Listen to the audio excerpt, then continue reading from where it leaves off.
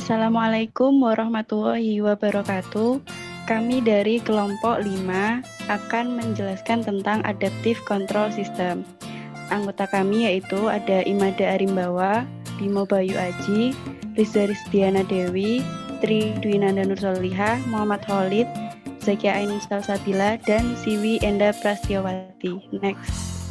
Permasalahan terkait kontrol proses pasti membutuhkan pengaturan pengontrol untuk mencapai hasil yang memuaskan.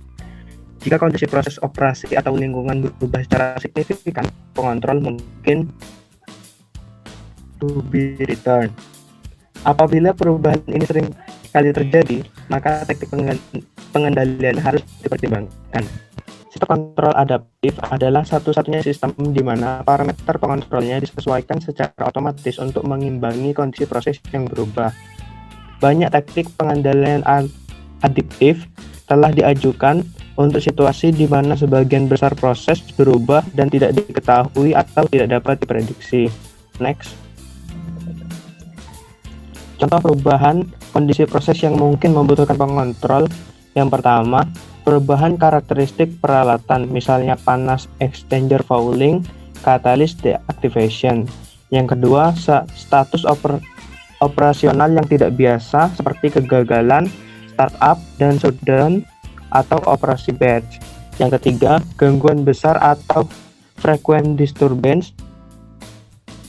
Contohnya, komposisi pakan, kualitas bahan bakar, dan lain-lain. Yang keempat, ambient variation, badai, hujan, siklus harian, dan lain-lain. Yang kelima, perubahan spesifikasi produk atau perubahan kelas atau laju alur produk.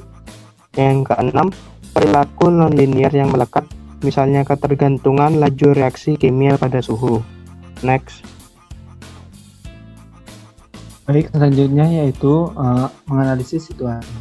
Nah, menganalisis situasi sebetulnya adalah kapan kita harus menggunakan adaptive control dan kapan kita harus menggunakan pendekatan yang lainnya.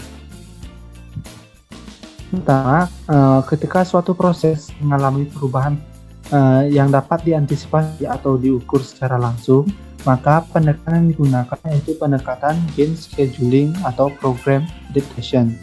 Nah, sedangkan ketika proses tersebut mengalami perubahan yang tidak dapat diukur atau diprediksi, nah pada saat itulah kita menggunakan adaptive control dengan cara ulang balik atau feedback. Mengapa demikian? Nah, ini alasannya karena hanya ada sedikit peluang untuk jenis strategi umpan maju tersebut. Contohnya pengontrol self-tuning atau pengontrol self-adaptive. Selanjutnya yaitu mengenai self-tuning control. Nah, dalam kontrol self-tuning, parameter dalam model proses diperbarui saat data baru diperoleh atau menggunakan metode estimasi online. Dan perhitungan kontrol didasarkan pada model yang diperbarui.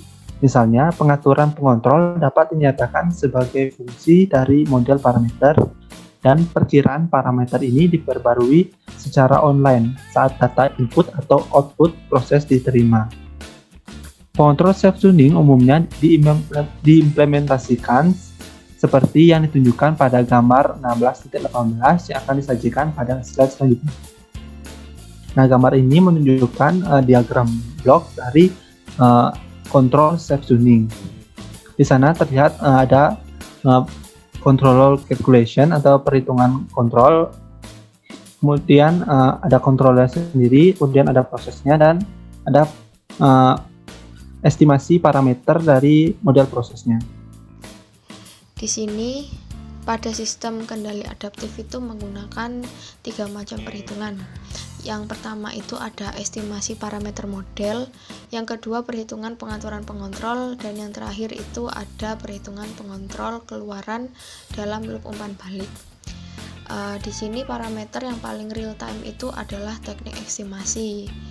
Dikarenakan membutuhkan banyak pemaksaan eksternal sinyal yang diperkenalkan untuk memungkinkan estimasi yang akurat parameter modelnya. Pastinya di setiap operasi pabrik itu atau waktu jalannya operasi itu pasti ada gangguan atau perubahan set point-nya. Nah, waktu perubahan set point itu nantinya respon proses akan dibandingkan dengan respon model yang diprediksi. Dan kemudian model yang terdapat gangguan itu dapat diperbarui dengan prediksi kesalahan tadi. Solusi dari gangguan atau perubahan set point itu dapat menggunakan kondisi operasi yang bervariasi. Contohnya adalah kontrol adaptif model ganda. Operasi kontrol adaptif model ganda itu adalah sekumpulan model dan pengontrol yang dapat disesuaikan kondisinya. Nah, di sini fungsinya itu untuk pembobotan digunakan untuk memilih kombinasi model yang paling cocok dengan perilaku proses input-output. Sistem kontrol adaptif model ganda ini telah digunakan dalam berbagai aplikasi, yaitu contohnya infus obat. Kemudian, dua keuntungan dari pendekatan kontrol penyetelan sendiri adalah bahwa model pada gambar 16-18 tidak batas pada fungsi transfer linear rendah atau persamaan perbedaan, dan pengontrol tidak diharuskan memiliki struktur pengontrol PNID. Struktur model dapat bersifat multivariabel dan bahkan memasukkan elemen permodelan nonlinier seperti jaringan saraf tiruan. Saya akan menjelaskan tentang banyaknya algoritma baru dan lebih baik telah diusulkan itu sejak awal 1970-an, dan sejumlah produk komersial yang diperkenalkan itu selama sekitar tahun 1980-an adalah digunakan saat ini. Pengendalian adaptif cenderung menjadi aplikasi khusus daripada digunakan secara luas dalam aplikasi industri. Nah, selain itu, ada kekhawatiran bahwa penggunaan pengontrol adaptif dapat menyebabkan ketidakstabilan pengoperasian atau kondisi pengoperasian yang tidak aman. Nah, di masa depan diharapkan produk kontrol yang menggunakan beberapa bentuk adaptasi akan menjadi lebih umum sebagai algoritma memperbaiki dan memproses peningkatan pengetahuan. Next. Sekian presentasi dari kelompok kami. Apabila ada pertanyaan dapat ditanyakan dan kami akan menjawabnya. Terima kasih atas perhatiannya. Mohon maaf bila terdapat kesalahan.